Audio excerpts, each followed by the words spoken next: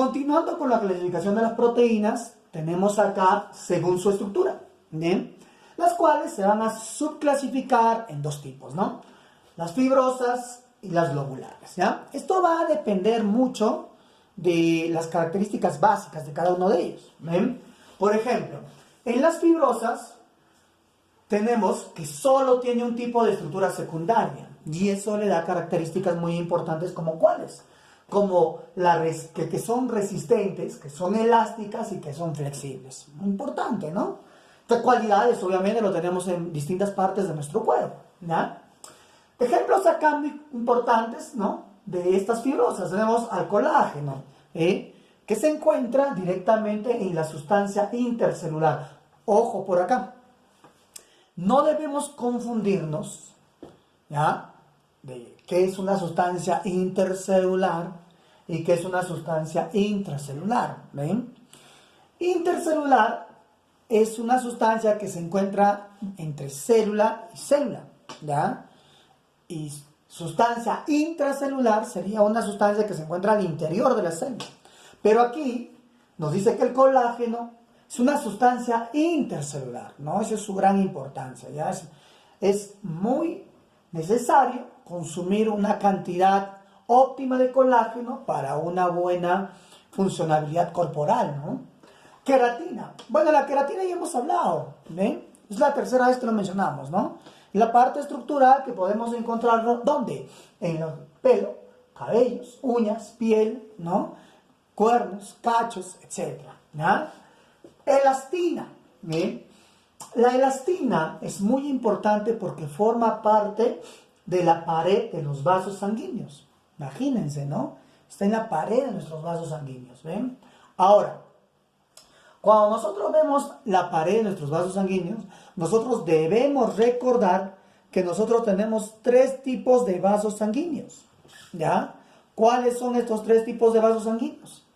Tenemos los vasos sanguíneos que son conocidos con el nombre de venas, arterias y capilares. ¿Ven?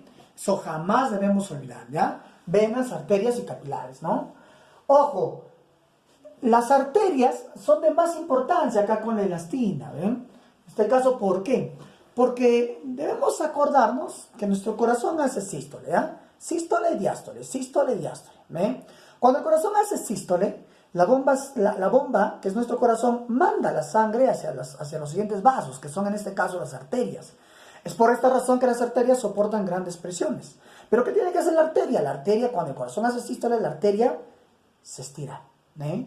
Y ahí, ya, es de gran importancia esta elastina. Por eso encontramos en las paredes de los vasos sanguíneos, ¿ya? No te olvides. Oye, fibroína. La fibroína es característica, ¿por qué? ¿O dónde encontramos a la fibroína? ¿Dónde se caracteriza de encontrarse a la fibroína, no? La fibroína lo vamos a encontrar en la seda de los gusanos, ¿ya? En la seda de los gusanos.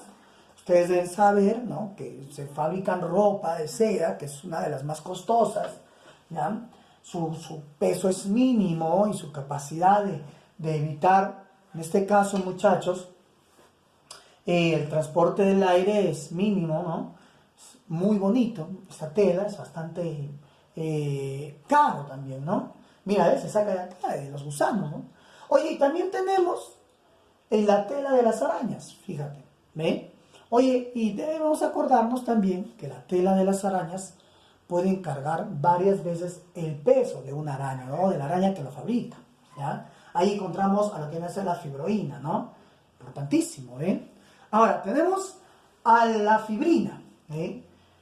Fibrina es una proteína que se encuentra bastante en nuestra sangre, ¿ya? En nuestra sangre, ¿eh? La fibrina, ¿ven? Es muy importante porque hace posible, ¿ya? Que cuando nosotros nos dañemos un vaso sanguíneo, rompamos un vaso sanguíneo, este vaso sanguíneo se cierre. ¿Gracias a qué? A que la sangre tiene un proceso de coagulación que está determinado por 12 factores de coagulación que van del 1 al 13, el 6 no existe, ¿ya? Que va por lo que viene a ser en este caso los trombocitos, ¿no? Y otros factores más, ¿ya? Ahora, La fibrina es uno de los más importantes en el ámbito de la coagulación sanguínea, ¿no? No confundir fibroína con fibrina. Ya fibroína en la seda y tela de arañas, y la fibrina está presente en la sangre, ¿no? Y su importancia es coagular la sangre, ¿ya? Ahora acá tenemos lo que viene a ser las globulares, ¿ven? O sea, las proteínas que tienen forma globular, ¿ya? Acá tenemos a lo que viene a ser, muchachos, una característica. Esta proteína globular está formada por 2 o más estructuras secundarias, ¿ven? Chévere, ¿no? 2 o más estructuras secundarias, ¿ven? Ahora, acá tenemos los más representativos. Las enzimas. ¿Qué son las enzimas? Las enzimas son unos biocatalizadores que lo vamos a ver acá. ¿Ven?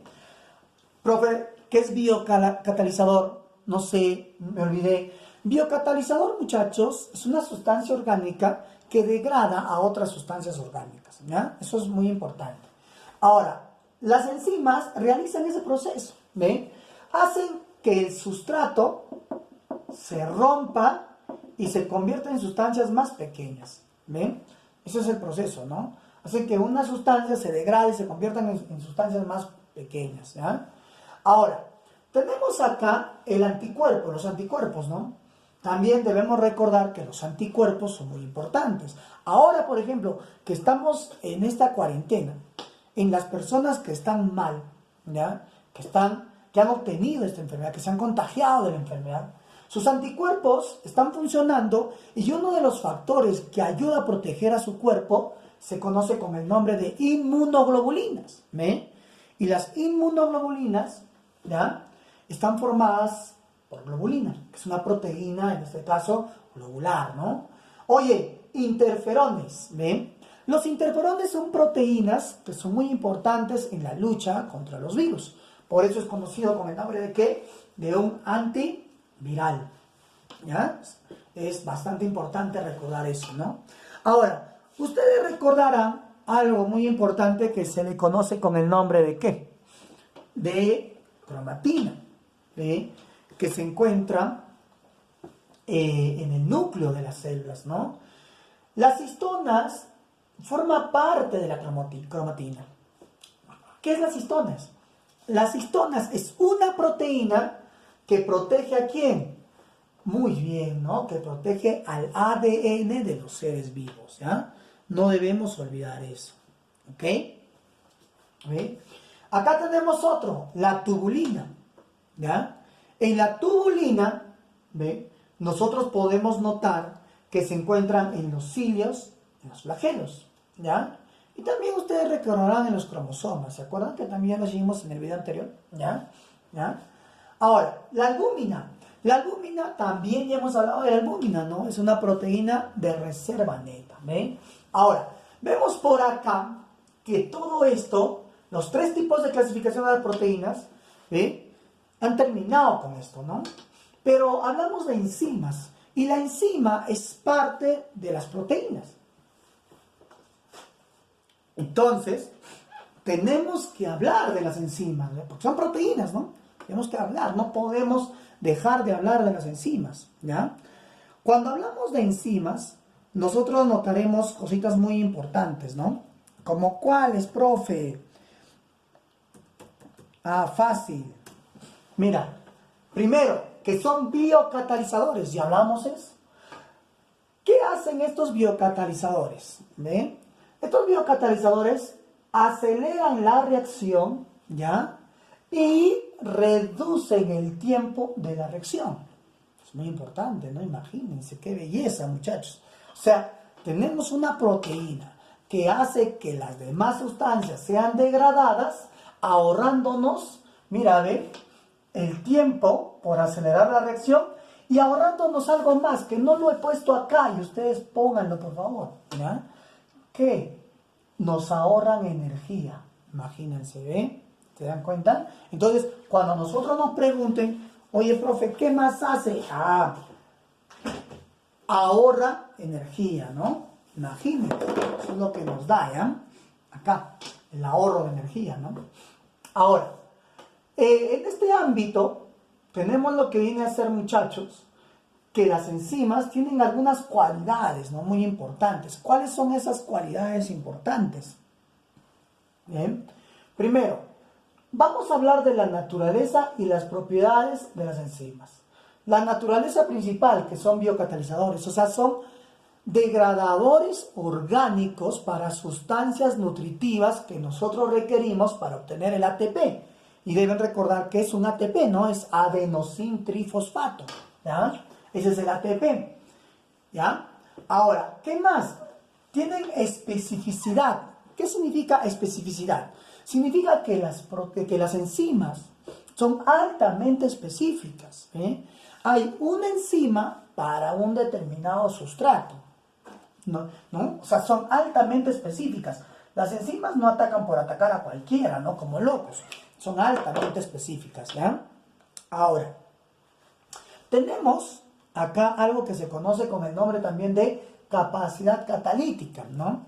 Ya sabemos esto. La capacidad catalítica es que tiene la capacidad de destruir, de degradar, ¿ve? De desdoblar, de hacer las sustancias orgánicas cada vez más pequeñas, ¿ya? No te olvides, ¿ah?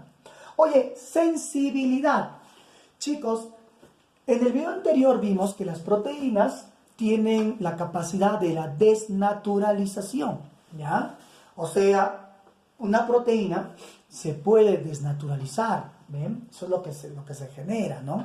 Ahora, cuando vemos la desnaturalización de las proteínas, a esa desnaturalización por variación de pH o variación de temperatura, se le habla o se le dice que tiene una sensibilidad bastante grande, ¿ok? ¿Ya? Estructura, ¿sí? Una enzima tiene las siguientes estructuras, muchachos, ¿ven? Para ser exactos, tiene dos estructuras, ¿ya? Tiene el sitio catalítico y el sitio regulador, ¿ya? El sitio catalítico se subdivide a la vez en dos. La zona de fijación y la zona catalítica, ¿no? Mira, imagínense ese proceso. Ahora, cuando hablamos nosotros de la zona de fijación, entenderemos que la enzima tiene un lugar específico que va a lograr, ¿ya?, unirse a la sustancia que va a degradar. Esa es la zona de fijación, ¿no? Eso quiere decir, ¿qué cosa? Que las enzimas no se unen por unir, ¿ya?, a cualquier parte. No se unen por unir. Es el proceso, ¿no? Entonces, ¿qué significa eso? Eso significa que hay un lugar exacto de fijación de la enzima a la sustancia que va a degradar. ¿Ve? Bellísimo, ¿no? Oye, por acá, zona catalítica. Esto ya no lo puse nada, porque ya sabemos el término catalítica, ¿no? ¿Qué significa catalítica? Destruir, desdoblar, degradar, ¿no? Etcétera, ¿ya? Ahora, ese es el sitio catalítico. Pero tenemos otro, ¿no? El sitio regulador. ¿Qué significa eso? Primero, ¿qué nos dice acá? El sitio regulador sirve para aumentar o bajar la capacidad enzimática. ¿Ven? Imagínate, ¿eh? Este sitio específico que le va a informar a la enzima si la capacidad enzimática aumenta o disminuye. Eso es lo que se va a producir ahí, ¿no? Ese es en el ámbito de las enzimas, ¿no? En sus características bastante importantes en el ámbito estructural, ¿ya? Ahora, ¿cómo vemos la estructura también de una enzima? Las enzimas tienen algo muy importante, ¿no? Algo que siempre viene en examen de admisión, ¿ven? Una enzima inactiva, una enzima que no sirve todavía, ¿ya? Es la enzima llamada apoenzima. Por eso acá que dice, inactivo, no te olvides. Cuando a ustedes les preguntan, ¿qué es una apoenzima? Ustedes qué van a decir, es una enzima que no está activada, ¿ya? Eso es lo que van a decir, ¿no? Ahora, tenemos acá a un cofactor. ¿Qué quiere decir cofactor, profe? ¿Qué es un cofactor? Acá como que se ha borrado un poco, ¿no? Ahí está. Listo, ¿ven? ¿Qué es un cofactor? Un cofactor, ¿ya?, es una sustancia inorgánica u orgánica que funciona como un activador. Eso es un cofactor, ¿ya? Ese es un cofactor, ¿no? Ahora, ¿qué va a hacer el cofactor a la apoenzima? Como su nombre lo dice, lo va a activar, pues, ¿no? Lo va a activar. De lo que no servía, de lo que no tenía la función correcta, ahora gracias al cofactor lo va a activar, ¿no? Imagínate. Esto es fácil de entender, mira. ¿Para qué sirve el plumón? ¿Ve? El plumón a mí me sirve para escribir, ¿cierto? Ya, acá. Ustedes pueden notar que el plumón está cerrado, ¿ya? Este plumón cerrado, así no me sirve, no me escribe. ¿Ve? Entonces, esto sería una apoenzima. ¿Se cuenta? Viene el cofactor. ¿Quién es el cofactor? Es una sustancia externa a la enzima, a la apoenzima, no externa. Mira, por ejemplo, mi mano, ¿ya? Es externa. Viene y lo activa. ¿Ve? Ahora, este ya no se llama apoenzima, ahora se llama holoenzima. ¿Ve? O llamada también enzima propiamente dicho. ¿Qué es entonces una holoenzima o qué es una enzima? Es una enzima activada. Ya funciona, mira, ve, si esto es mi holoenzima, ya puede pintar. ¿Se dan cuenta? Es la forma más fácil de entender ese proceso, ¿ya? Entonces, una cosa es apoenzima, otra cosa es un cofactor y otra cosa es una holoenzima. Y aquí tenemos algunos ejemplos, ¿eh?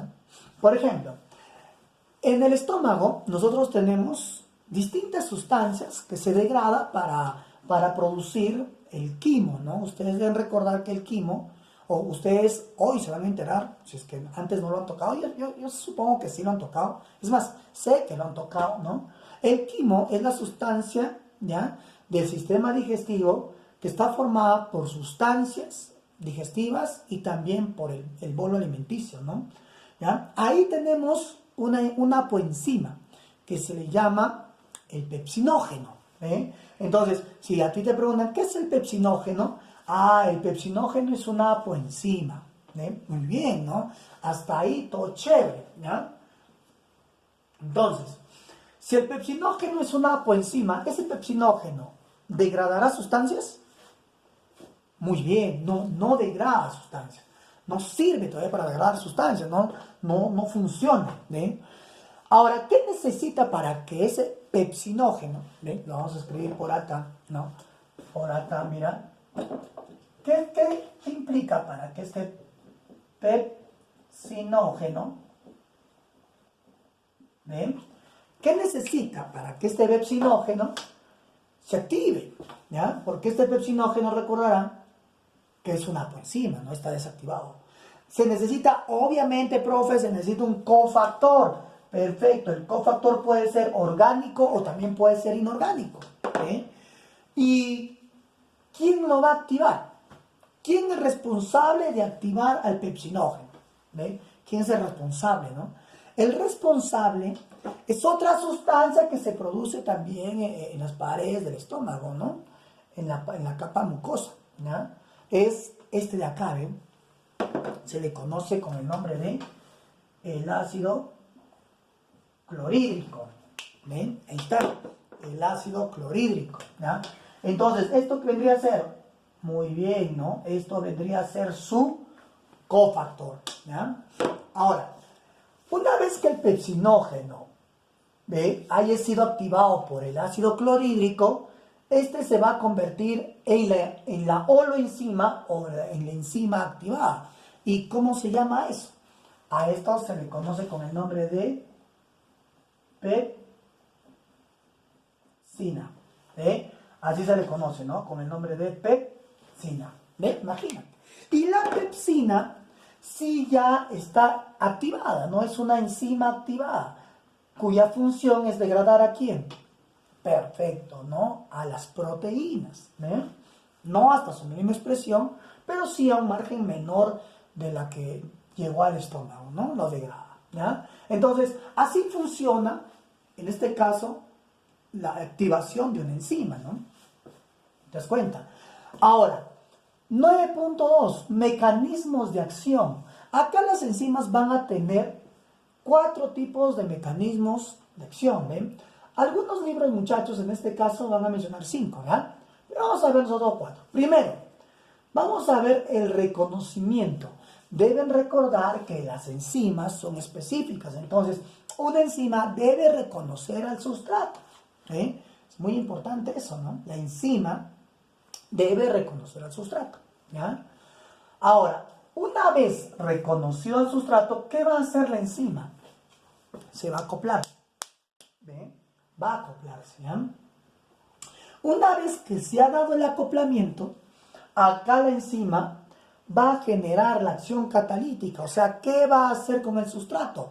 Lo va a degradar, lo va a romper, ¿no? Lo va a hacer cada vez más pequeño. ¿Ve? Le va a dar la capacidad, ¿ya?, de que la enzima rompa el sustrato y el sustrato pueda ser absorbido en el sistema digestivo intestino delgado gracias a la mucosa, ¿no? En este caso, ¿ya?, la pared interna del intestino delgado, que está formado por un epitelio simple cilíndrico, ¿no?, con microvilli, ¿ven? ¿Se dan cuenta? ¿Ya? Ahora, una vez que haya tenido la acción catalítica, se ha formado el sustrato, ¿y qué va a pasar con la enzima? La enzima no va a ir con el sustrato, no va a ir. La enzima se va a liberar del sustrato y se quedará ahí, ¿ven? ¿Se dan cuenta? ¿Ya? Entonces, aquí podemos notar nosotros que hay dos, ¿no?, hipótesis, ¿ya? Dos hipótesis, o dos teorías, se han llamado, ¿no?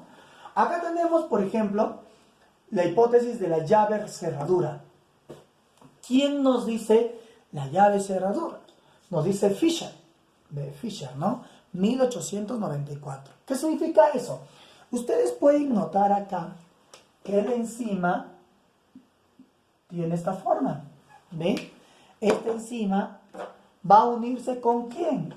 Con el sustrato, ¿ve? Y a esta unión se le llama el complejo activado, ¿ya? ¿Ve? Pero date cuenta, esta enzima no va a tener ninguna modificación, ya que tiene la misma, podríamos decir, ¿no?, la misma forma de conexión con el sustrato, ¿ven? ¿Se dan cuenta? Pero son altamente específicas, ¿no? Y ahora, ¿qué va a pasar después del complejo activado? ¿Ven? Nos va a dejar, ¿ya? Nos va a dejar, ¿ok? Nos va a dejar al sustrato totalmente degradado. O dependiendo de qué enzima se trate, ¿no? ¿Ya? ¿Se dan cuenta? Eso es lo que nos dice Fischer, ¿ya? Pero aparece otra hipótesis, ¿ya? En el año de 1958. Aparece otra hipótesis, ¿no? ¿De qué? De Koslan. ¿Cuál es la hipótesis? El encaje inducido. Menciona que la enzima no tiene la forma idéntica de conexión con el sustrato, pero puede ser moldeado, ¿ven? Ustedes pueden notar que el sustrato ha moldeado a la enzima y acá se ha dado el complejo activado o la enzima sustrato, ¿no? Ahí está, ¿ven? También conocido como la enzima sustrato, ¿no? Se conoce enzima sustrato, ¿ven? Y la enzima sustrato, al destruir, se va a conocer como enzima producto. Y obviamente se va a liberar.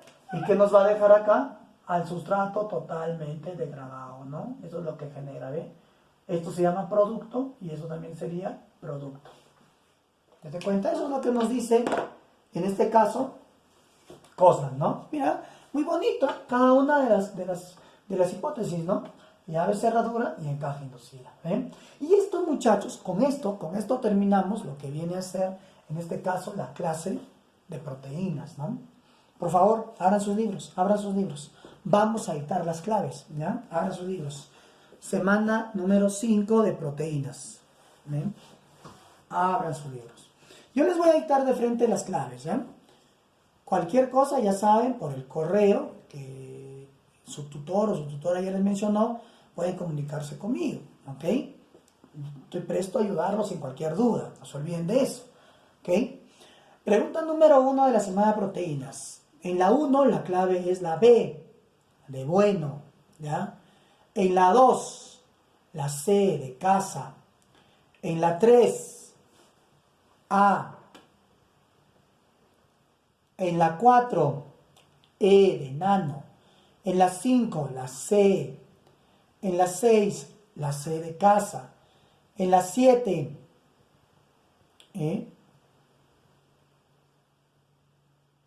a ver, acá no tengo, no, se me ha borrado, ¿ya? Pasamos a la 8. 8. Desde el punto de vista biológico, dicen, ¿no? Un aminoácido se caracteriza por Dice la clave D, de dedo, ¿ya? Esa es en la 8, ¿no? Ahorita busco la 7, no se preocupen, voy a buscar en el archivo, no me aparece, está borrado, de frente se va al 8, por eso estoy leyendo, ¿ya? Para que no se equivoque. La 9, ¿qué nos dice la 9? El enlace peptídico es un enlace del tipo, el enlace peptídico, muchachos, se une el carbono con el nitrógeno, marquen eso, ¿ya? A. 10.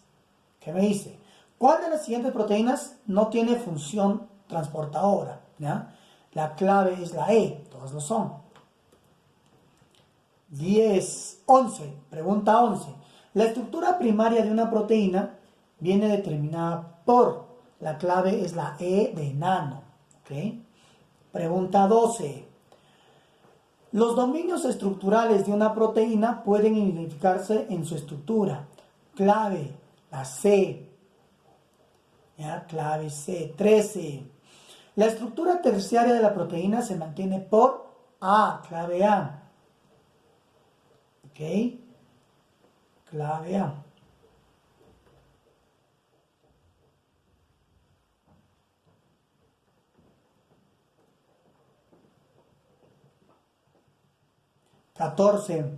Identifique la función que no es propia de las proteínas. Clave C. ¿Ok? Clave C. 15. En la relación o en relación a la desnaturalización, ¿ven? Proteica por variación de la temperatura, la clave es la E, ¿ya?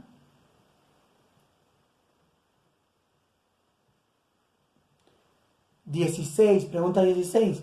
La función esencial de las histonas es clave A. Mires, la clave A. Acá me he puesto las histonas. No, acá no están las histonas. En la anterior están las histonas. En el anterior video, ¿no? Pregunta 17.